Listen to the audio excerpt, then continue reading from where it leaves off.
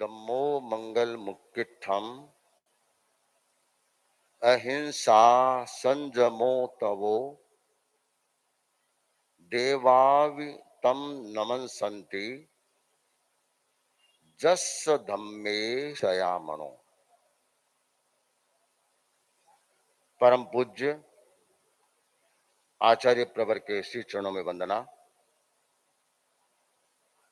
साध्वी प्रमुखा श्री जी, साध्वी वरिया जी, मुनि ब्रेन, साध्वी ब्रेन, बंधुओं बहनों, परम पावन आचार्य प्रवर की पावन सन्निधि में अभी हम साध्वी वरिया जी से शक्ति संवर्धन के सूत्रों की चर्चा सुन रहे थे। साध्वी प्रमुखा श्री जी से रिश्तों को कैसे मधुर बनाएं, अपनत्वपूर्ण बनाएं, सार्थक बनाएं, इस संदर्भ में महत्वपूर्ण टिप्स दिए। मूल बात यह है कि ये सारी बातें इसलिए अपेक्षित है कि बताने वाला कौन है, फिर उस बात को समझना और समझने के बाद उसका अनुकरण करना। जो व्यक्ति प्रॉपरली अनुकरण करता है, अनुसरण करता है, अनुपालन करता है, वह व्यक्ति अपने जीवन को धन्य बनाता है। हर बात सुनता है, समझता है और उसके बाद विवेक पूर्वक चिंतन करता है कि मेरे लिए क्या श्रेय है। जंग क्षेयं तंग समायरे, जो मेरे लिए श्रेयस्कर है उसका मैं अनुकरण करूं, अनुसरण करूं।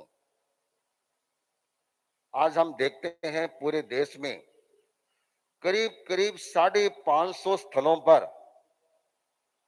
4000 करीब प्रशिक्षक करीब 20,000 विद्यार्थियों को, ज्ञानार्थियों को संस्कार दे रहे हैं, तत्व ज्ञान दे रहे हैं, इसीलिए कि वे अपने आप को समझ सके क्या श्रेय है, क्या अश्रेय है, मेरे लिए कल्याण का पथ कौन सा है, अकल्याण का पथ कौन सा है।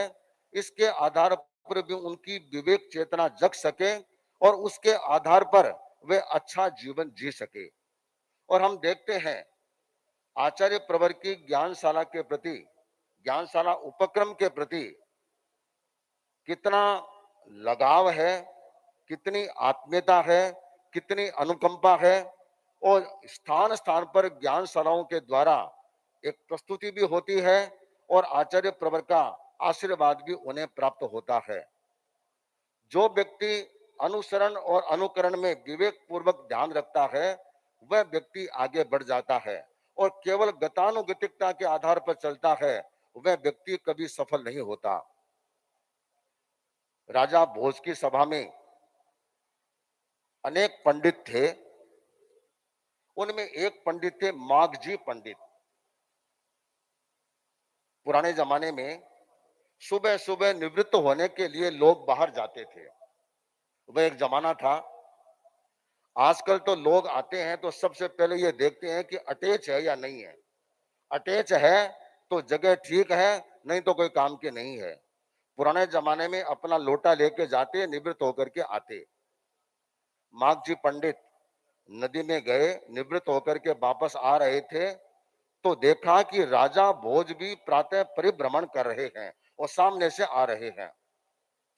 तो सोचा राजा साहब मिल रहे हैं, अब करें तो करें क्या, क्योंकि हाथ में लोटा है और लोटे को लेकर के सामने जाना थोड़ा ठीक नहीं लगेगा। और राजा साहब सामने मिल गए तो प्रोटोकॉल यह कहता है कि मैं राजा साहब के मिलने के बाद राजमहल तक उनको पहुंचाने जाऊं, क्योंकि प्रोटोकॉल है।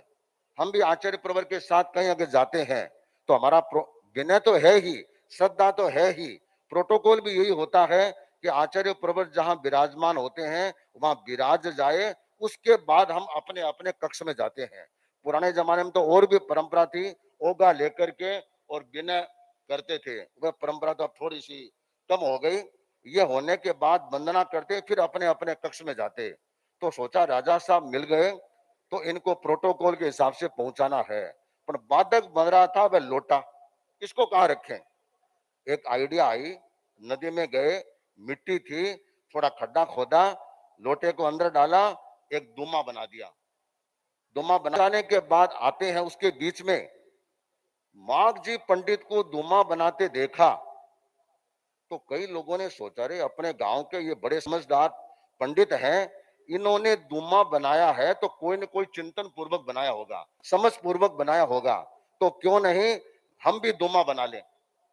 4-5 आदमी उतरे, उन्होंने बराबर बराबर में दुमे बनाने शुरू कर दिए, ढेर मिट्टी का ढेर लगाना शुरू कर दिया।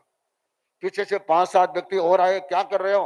अरे आज पता नहीं है क्या माघ जी पंडित ने दुमा बनाया है, ये बहुत अच्छा रहता है, तो आप भी बनाइए। जो आते गए बनाते गए, आते गए बनाते गए। अब कोई बात आगे चलती है तो उसके पीछे लून मिर्च बेस्वार मसाले लगते रहते हैं, तड़के लगते रहते हैं।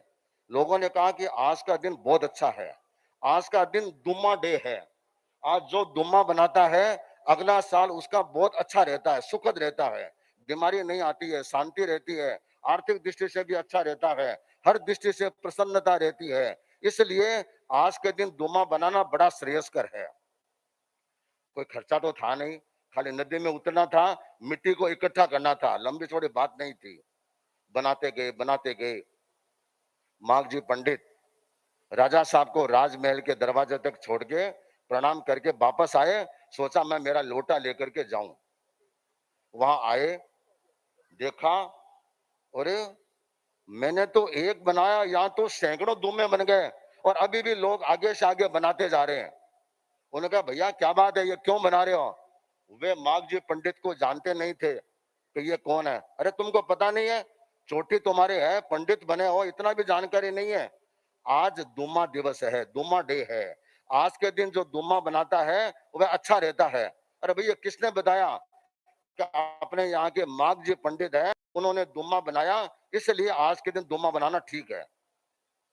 इसने मन में सोचा, रे देखो लोग बड़े विचित्र हैं, अगर मैं इनको टोकूंगा तो लोग मेरे पीछे पड़ जाएंगे, तो ये मेरे को जानते नहीं है।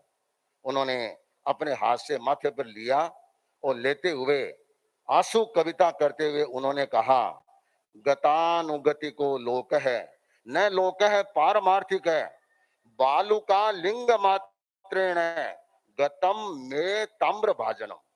कि ये लोग बड़े गतानुगतिक है, न इनमें विवेक है, न हिताहित का ज्ञान है, न उपयुक्तता है, बस देखा, अनुकरण किया और लोगों ने दुमे बनाने शुरू कर दिए। इसमें सबसे बड़ी नुकसान हुआ कि मेरे तांबे का लोटा वह गुम हो गया। अब मैं किस किस को तोड़ूं, किस किस में से निकालूं? अगर मैंने तोड़ दिया तो लोग मेरी पिटाई शुरू कर देंगे कि देखो समृद्धि के लिए ये दुमा बनाया और इन्होंने इसको विनष्ट कर दिया।